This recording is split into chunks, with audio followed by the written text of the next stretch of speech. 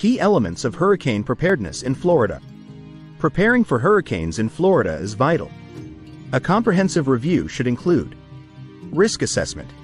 Evaluate hurricane impact and identify home vulnerabilities. Emergency kit. Stock essential supplies, tools, and important documents. Evacuation plan. Develop routes, plan for special needs, and conduct drills. Home fortification. Protect windows and doors and secure loose items.